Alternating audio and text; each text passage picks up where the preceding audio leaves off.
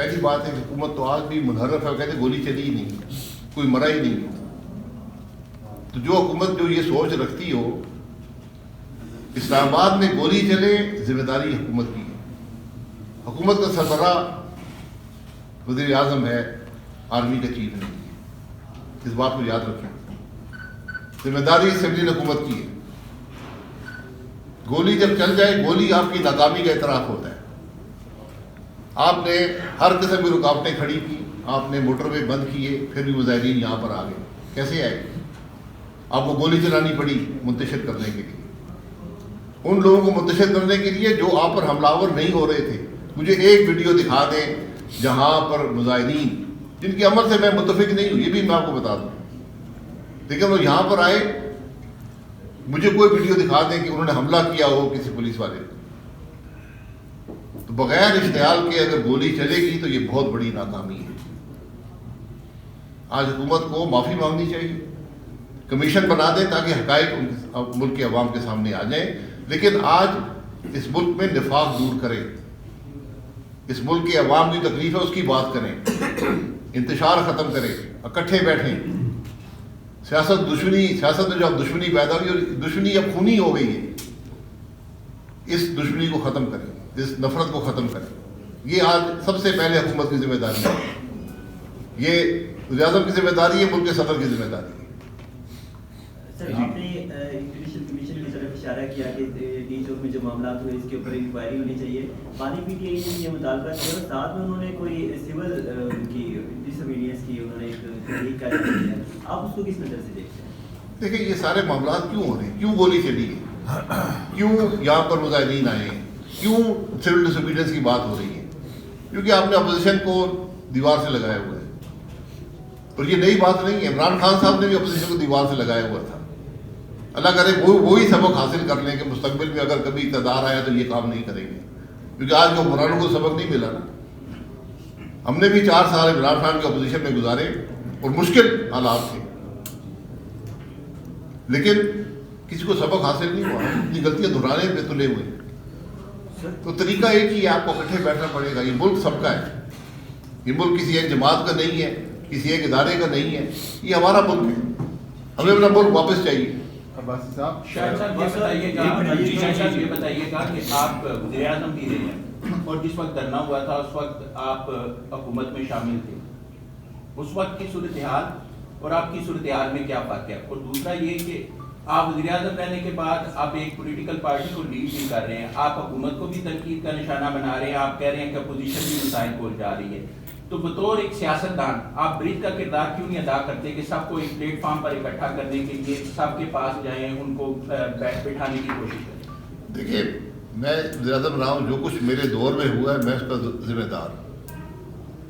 دھرنا صحیح ہوا ہے، غلط ہم نے گولی تو نہیں چلائی، کسی کو قتل تو نہیں کیا. جو کچھ ہوا اس کے حقائق بڑے تلخ ہیں. میں ہمیشہ کہتا ہوں ٹروتھ کمیشن بنا دیں، اس کے سامنے آ کے میں بیان کر دوں گا. میں کسی کنٹروورسی میں یا کسی کو نہیں ڈالنا چاہتا. برج بننے کے لیے برج کی بنیادیں چاہیے ہوتی ہیں، خواہش چاہیے ہوتی ہے کہ برج یہاں پر بنے. تو خواہش آج مجھے نظر نہیں آتی، نہ حکومت سے آتی ہے نہ اپوزیشن سے آتی ہے. ہر ایک اپنے مفاد کو ڈھونڈ رہا ہے. ملک کے مفاد کی بات ان میں سے ایک بھی نہیں کر رہا، عوام کے فلاح کی بات ان میں سے ایک نہیں کر رہا.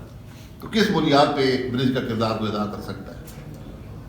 شاہد صاحب یہ بتائیے گا کہ اپوزیشن الائنس بنانے کے حوالے سے کوششیں کی جا رہی ہیں، کیا آپ کو دعوت ملی ہے پی ٹی آئی کی طرف سے اس الائنس میں شامل ہونے؟ دیکھیے نہ ہم اپوزیشن میں ہیں نہ حکومت میں، ہم پارلیمان میں نہیں ہیں. ہم تو آپ ملک کی بات کر رہے ہیں. جو ملک کی بات کرے گا ہم اس کے ساتھ ہیں، حکومت کرے ہم اس کے ساتھ ہیں، عوام کی بات کرے ہم اس کے ساتھ ہیں، ملک میں ریفارم کی بات کرے ہم اس کے ساتھ ہیں. اپوزیشن کرے یا حکومت کرے، آج کرنی سب کو چاہیے، کسی ایک کے بس کی بات نہیں ہے. مفتا صاحب یہ بتائیے گا کہ غریب کا چولہا بجھ رہا ہے اور سٹاک مارکیٹ اوپر جا رہی ہے، آپ وزیر خزانہ بھی رہے ہیں، یہ کیا گیدڑ سینگی ہے کہ 1 لاکھ سے بھی اوپر چلی گئی اور معیشت کا پہیہ جو اسی طرح رکا ہوا ہے؟ پہلے میں آپ کا شکریہ ادا کرتا ہوں کہ آپ نے مفتہ نہیں کہا، مفتہ آپ پہلے آدمی ہیں پنجاب میں کم از کم. سر وہ جو 1.5 لاکھ لوگ اسٹاک مارکیٹ میں کام کرتے ہیں ان کے لیے تو یہ بڑی اچھی بات ہے، خوشائن بات ہے کہ اسٹاک مارکیٹ پر جا رہے ہیں. مگر یہ معیشت کو سمجھنے کے لیے آپ کو اکنامکس میں ڈگری ہونی ضروری نہیں ہے، آپ کو پاکستانی ہونا ضروری ہے پاکستانی معیشت سمجھنے کے لیے۔ آپ دیکھ لیجئے کہ آپ کے گھر کا چولہا آسانی سے جل رہا ہے، آپ دیکھ لیجئے کہ اگر آپ بچوں کی فیس بھرتے ہیں اور بجلی کا بل بھرتے ہیں تو پھر آپ کے پاس راشن کے پیسے رہتے ہیں کہ نہیں رہتے ہیں۔ آپ دیکھ لیجئے کہ اگر راشن کے پیسے دیتے ہیں تو خدا نہ خواستہ کوئی بیماری ہو جائے تو اس کی دوا دارو کے پیسے ہوتے ہیں کہ نہیں ہوتے۔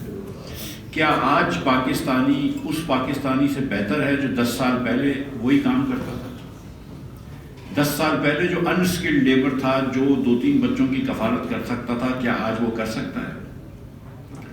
کیا پاکستان کے اندر 40% لوگ خطۂ غربت کے نیچے نہیں ہیں؟ تو ٹھیک ہے، ہم اسٹاک مارکیٹ اوپر گئی ہے، اچھی بات ہے، میں اس میں کوئی بری بات نہیں ہے، لیکن آج بھی 10 کروڑ 50 لاکھ لوگ، یہ ورلڈ بینک کا تخمینہ ہے، 10 کروڑ 50 لاکھ لوگ پاکستان میں خطۂ غربت کے نیچے رہتے ہیں، ان میں سے 7 کروڑ سے زیادہ بچے ہیں۔ آج بھی لاکھوں بچے جو ہیں اس پاکستان میں بھوکے سوئیں گے، یہ چیز یاد رکھنی چاہیے۔ تو ہم معیشت کی جب بات کرتے ہیں تو ہمارے یہاں پچھلے 5 سالوں سے 3% بھی ہماری اکنامک گروتھ نہیں ہوئی ہے۔ پچھلے 5 سالوں کے اندر پاکستان کی معیشت میں اوسط انکم جو ہے وہ لوگوں کی کم ہوئی ہے، ہر پاکستانی اوسطاً غریب ہوا ہے۔ اس سال بھی جب 1.7% پچھلے سال جو انکم پچھلے 3 سالوں میں بڑھی ہے اور 2.5% ہماری آبادی بڑھتی ہے تو ہم 0.8% سے ہر سال غریب ہو رہے ہیں، اور اس کا افیکٹ آپ لوگوں کو آپ کی تنخواہوں میں نظر آ رہا ہے کہ کہیں آدھی تنخواہ دی جا رہی ہے، کہیں پوری تنخواہ جرنلزم میں دی جا رہی ہے، اور جہاں جن اداروں میں پوری تنخواہ بھی دی جا رہی ہے آپ دیکھ لیجئے کہ کیا مہنگائی کے تناسب سے کسی کی انکم بڑھی ہے؟ تو آنسر اس کا نہیں ہے۔ اور اس حکومت نے 1 سال اپنا ضائع کیا ہے جو 9-10 مہینے میں، ماں سوائے اس کے کہ اس نے وہ قانون سازی کی ہے یا آئین سازی کی ہے جس سے اس کی حکومت کی کرسی مضبوط رہے، یعنی کہ آپ نے جوڈیشری کو قید کر لیا، انصاف کو پامال کر دیا وغیرہ، یہ سب کچھ کیا آپ نے، لیکن آپ نے 1 پیسے کا ریفارم کیا؟ کوئی NFC ایوارڈ کی بات کی؟ آپ نے کہا تھا ہم پینشن ریفارمز کریں گے، آپ نے کیا؟ آپ نے کہا تھا کہ ہم حکومت کی وزارتیں کچھ کم کریں گے، آپ نے کی؟ آپ نے کہا تھا ہم کچھ وزارتیں صوبوں کو ڈیوالو کریں گے، آپ نے کی؟ آپ نے کہا تھا ہم دکانداروں کو ٹیکس لگائیں گے، آپ نے کیا؟ آپ نے کہا تھا کہ ہم ایگریکلچر کے اوپر ٹیکس ڈالیں گے، آپ نے کیا؟ نہیں، آپ نے صرف تنخواہ دار طبقے کے اوپر 38% ٹیکس کر دیا، بزنس انڈیویجولس کے اوپر 49% ٹیکس کر دیا، اور کمپنیز کے اوپر 54% ٹیکس کر دیا۔ آپ نے پورے خطے کی اور اپنے ہم پلہ تمام ممالک میں سب سے مہنگی بجلی پاکستان میں کر دی، اور پورے خطے میں اور تمام ہم پلہ ملکوں میں سب سے مہنگی گیس کر دی۔ اگر حکومت ان اپنے کارناموں پہ خوش ہے کہ ہم نے مہنگی ترین بجلی بیچ رہے ہیں، ہم مہنگی ترین گیس بیچ رہے ہیں، ہم زیادہ تر ٹیکس لے رہے ہیں، دنیا کے ہائیسٹ ٹیکس ریٹس کے اندر ہیں، تو پھر حکومت کا کارنامہ پہ شہباز شریف صاحب کو مبارکباد دیتے ہیں۔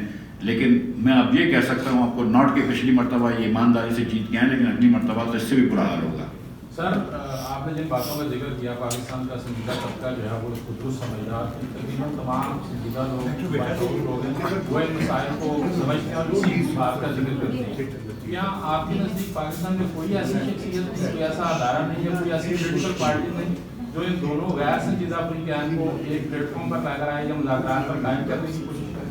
کوئی ایک مجھے بدقسمتی سے کہنا پڑتا ہے کہ نہیں، آج ہر آدمی فریق بن گیا، ہر ادارہ فریق بن گیا۔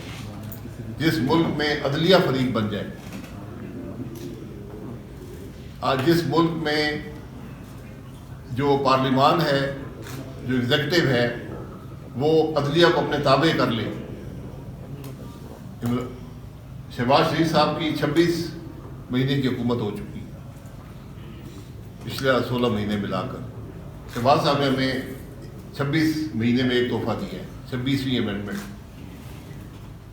یہ پاکستان کے پارلیمانی نظام کو، پاکستان کے آئینی نظام کو ختم کر دے گی یہ امینڈمنٹ، آپ یاد رکھیں۔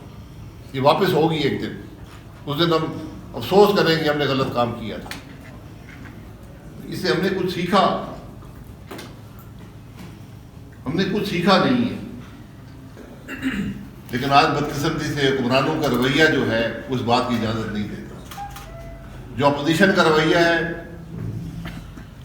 وہ معاملات کو الجھانے والا ہے، سلجھانے والا نہیں ہے۔ آج ملک میں جہاں حکمران اور اپوزیشن دونوں ملک کی بات نہ کرتے ہوں، ملک کے معاملات کی بات نہ کرتے ہوں، ملک کے عوام کی بات نہ کرتے ہوں، تو ملک کیسے آگے بڑھے گا؟ آج آپ اسلام آباد کی حالت دیکھ لیں، راولپنڈی میں, اسلام آباد میں آج حالت یہ ہے کہ جو پشتو بولنے والا اس کو پولیس اٹھا کے لے جاتی ہے, پیسے دے کر چھوڑتے ہیں, تنگ کرتے ہیں. کیا یہ وہ لوگ پاکستان کے شہری نہیں ہیں؟ کیا ان کا جرم صرف یہ ہے کہ وہ پشتو بولتے ہیں؟ مظاہرین آئے, غلط آئے صحیح آئے, اس کی بحث ہونی چاہیے. جو حکومت نے جو کچھ کیا, غلط کیا صحیح کیا, اس پر بھی بحث ہونی چاہیے. ہم ہر قسم کے قوانین بناتے ہیں عوام کی آواز کو دبانے کے لیے, ملک میں حق بات کو روکنے کے لیے, لیکن ہم نے کوئی قانون نہیں بنایا کہ ملک کے معاملات کو کیسے سلجھائیں گے. آج ہمارے 2 صوبوں میں, خیبر پختونخوا میں, بلوچستان میں, لوگ کیا بات کر رہے ہیں؟ لوگ یہ کہتے ہیں کہ ہمیں عزت چاہیے, ہمیں ہمارا حق چاہیے, ہمیں اپنے رائے کا احترام چاہیے, ہم اس ملک کے شہری ہیں, کہ ہم یہ بات سن بھی نہیں سکتے. یہ وہ باتیں ہیں جس کی ضرورت آج ملک کی ہے. ہم نے اس ملک کے معاملات کو سلجھانا ہے. اس ملک کے معاملات کو مکمل ریفارم کے بغیر, نظام کو بدلے بغیر ہم آگے لے کر نہیں جا سکتے. اس بات کا احساس آج ہم سب کو ہونا چاہیے. وقت کے ساتھ حالات خراب سے خراب تر ہوتے جا رہے ہیں. آج اگر کے پی کے اندر جرگہ ہوتا ہے, جرگہ سب سے پہلے تو اس بات کی دلیل ہے کہ حکومت ناکام ہو چکی ہے, قومی بھی, وفاقی بھی, صوبائی بھی, کہ آپ کو جرگے کرنے پڑ رہے ہیں. جو کچھ کرو ایجنسی میں ہے اس کی حقیقت کیا ہے؟ آج عوام یہ جاننا چاہتے ہیں. وہاں پر کیوں لوگ ناحق ہلاک کیے گئے, کس نے کیے, اس کی وجوہات کیا ہیں؟ ان معاملات کو سلجھانا یہ حکومتوں کا کام ہوتا ہے. حکومت کا یہ کام نہیں ہوتا کہ لوگوں پر گولی چلائے. حکومت کا یہ کام نہیں ہوتا کہ آواز کو دبانے کی کوشش کرے.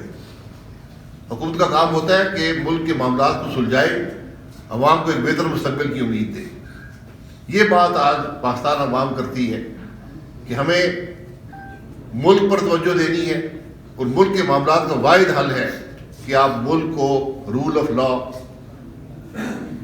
آئین کے مطابق ملک کا نظام ہونا چاہیے. آئین میں کمی ہے اس کو دور کر لیں. اگر آپ رات کے اندھیرے میں 26ویں ترمیم جو مکمل طور پہ غلط ہے, جو آئین سے متصادم ہے, آئین کی روح سے متصادم ہے, اگر وہ ایک رات کے اندھیرے میں آپ پاس کر سکتے ہیں تو کیا آپ ملک میں ریفارمز کے لیے آئین کو نہیں بدل سکتے؟ آج بہت سے ریفارم کی ضرورت ہے, اس پر آپ کو اتفاق رائے چاہیے. ملک کے اندر چاہیے, ریفارم کے بغیر کوئی ملک نہیں چلتا. پاکستان دنیا کا واحد ملک ہے جو ریفارم کی بات نہیں کرتا. پاکستان دنیا کا وہ ملک ہے جس کو ہر قسم کا ریفارم چاہیے. آپ کا ہر نظام ناکام ہو چکا ہے. آج آپ بجلی کے بلوں کو دیکھ لیں, گیس کے بلوں کو دیکھ لیں, ملک کے اندر مہنگائی کی حالت دیکھ لیں, بے روزگاری دیکھ لیں. کیا حکومت کو ان باتوں کا احساس ہے؟ جس ملک کا وزیر اعظم اور وزیر خزانہ یہ کہیں کہ اسٹاک مارکیٹ بڑی بڑھ گئی, وہ اپنی کامیابی کی دلیل اسٹاک مارکیٹ سے دیتے ہیں. آپ کے کون سے عمل سے اسٹاک مارکیٹ کے حالات بہتر ہوئے؟ کون سی کمپنی کی پروفٹیبلٹی بڑھی ہے؟ ان باتوں کو سمجھیں کہ اسٹاک مارکیٹ کیوں اوپر جا رہی ہے. اسٹاک مارکیٹ کا اوپر جانا آپ کی ناکامی کی دلیل ہے کہ آج اور کوئی پیسہ نہیں جہاں پر جائے تو وہ اسٹاک خریدنے میں لوگ لگے ہیں. آج ملک سے پیسہ باہر جا رہا ہے, ملک سے لوگ باہر جا رہے ہیں, کسی کو پرواہ نہیں ہے. کوئی پالیسی بنی ہے کہ ان حالات کو بہتر کیا جائے؟ آج یہ بات پاکستان عوام کرتی ہے کہ ملک پر توجہ دیں. اس سال جن لوگوں کو نوبل پرائز ملا ہے ان کی جو بنیاد ہے جس پر ان کو ملا ہے وہ یہ ہے کہ جس ملک میں قانون کی حکمرانی نہیں ہوگی, رول آف لا نہیں ہوگا, اس ملک میں معاشی ترقی نہیں ہوگی. کیا وہ لوگ غلط ہیں جن کو نوبل پرائز ملا ہے, یا پاکستان کی حکومت غلط ہے جو یہ سمجھتی ہے کہ رول آف لا کے بغیر بندوق کی نالی سے ہم معیشت ٹھیک کر لیں گے؟ یہ آج پاکستان کے حقائق ہیں. آج ہم سب کو سوچنے کی ضرورت ہے، اکٹھے بیٹھ کر معاملات کو حل کرنے کی ضرورت ہے. نفاق سے ملک کے معاملات کا حل آپ کو نہیں ملے گا. جناب سر یہ بتائیے گا کہ شہباز شریف صاحب نے کہا کہ سپہ سالار میں مکمل